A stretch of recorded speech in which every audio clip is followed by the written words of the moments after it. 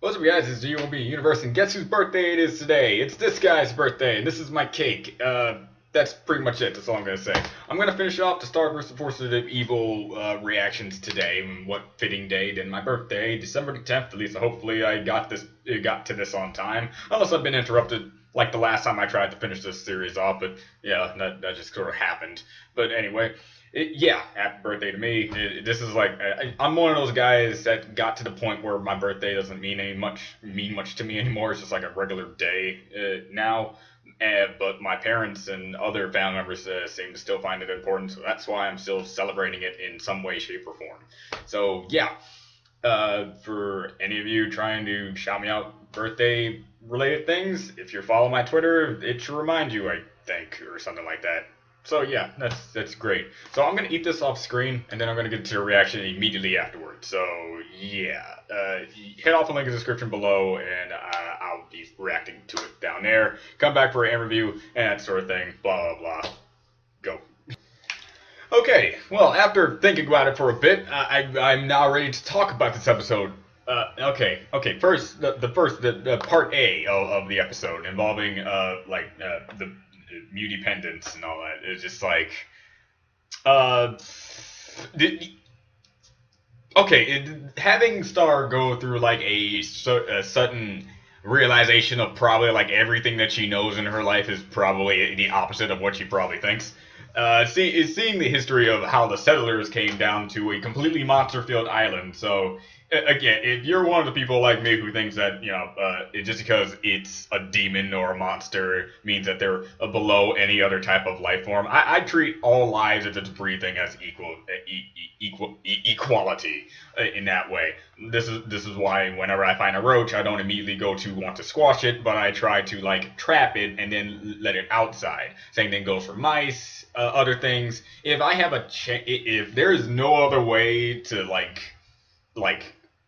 help myself in the matter, that's when I'll resort to killing it. Like mosquitoes, those are the one lives I kind of like have an exception for. Like mosquitoes carry around so much disease; they already do all this other stuff. I know a family member of one of mine who actually died due to mosquitoes because of those mosquito things and what they do. So yeah, mosquitoes are the only like main things that I would try to kill if I come in contact with them. Flies are probably like a second only to that, because they come into your house and they think they own the place and they buzz around your ears and they think they're not being annoying, but they are.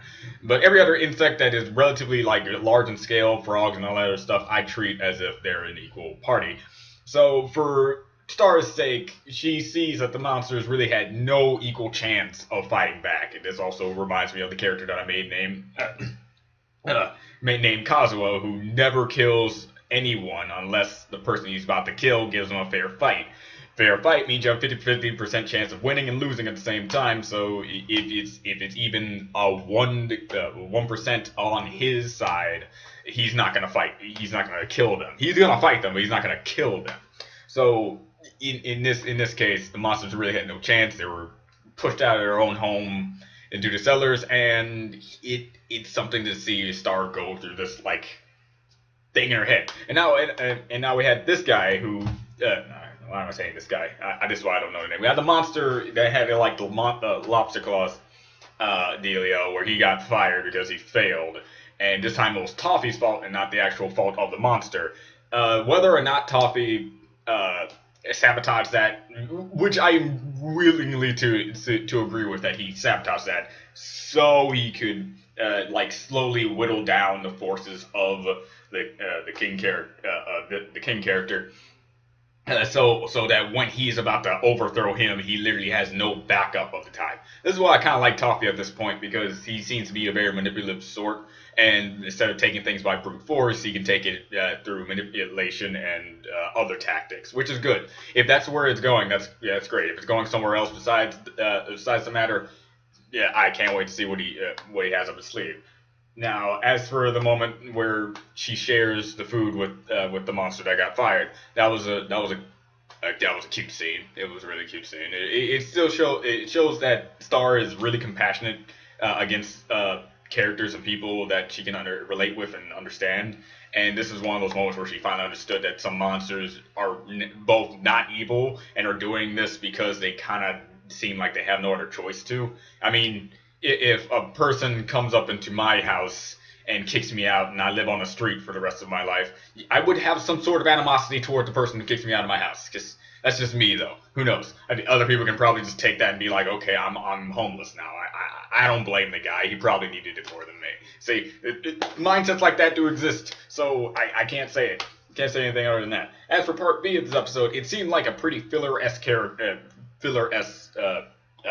episode, unlike the last one, which actually had some plot to it and things that show more continuity, just like the troll thing with the teacher. This I can tell it's going to be like a weird eccentric episode with nothing really big going on with it when you have a relatively a lot of awkward silence and just randomness coming from Star in herself. Like the entire beginning scene was just weird, just her talking to herself, just being Star, I guess, and having Marco it's very awkward play talk, back and forth banter, and Marco being adamant about this whole I'm not going to help you in this mini adventure of yours. I'm going to karate class to channel my emotions. And when he tried to channel hunger, he completely failed instantaneously. But when he channeled his anger, which happens a lot for any mainstream character nowadays, you get far in that too. Now, the only thing that I'm still trying to interpret in like a real sense of real way is the final scene where Marco says he underestimated Star, and Star immediately just pats down his pudding and then just says there's a fly on it and walks away. Very not just like, okay, I the only way I can put it in just like a straightforward manner is that she can't believe that Marco underestimated her abilities to try to adapt to the human culture and stuff like that, and just at Earth in general. And she seems kind of disappointed in that, considering the time they spent together.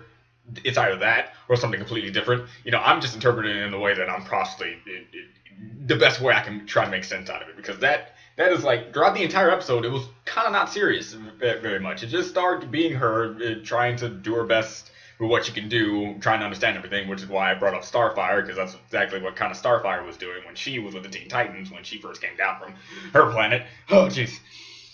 And stuff, and yeah, and Marco was doing his thing with karate, and I don't know if that's going to come into play when it comes to channeling his anger into if he keeps his mind off of something, he can do anything, really.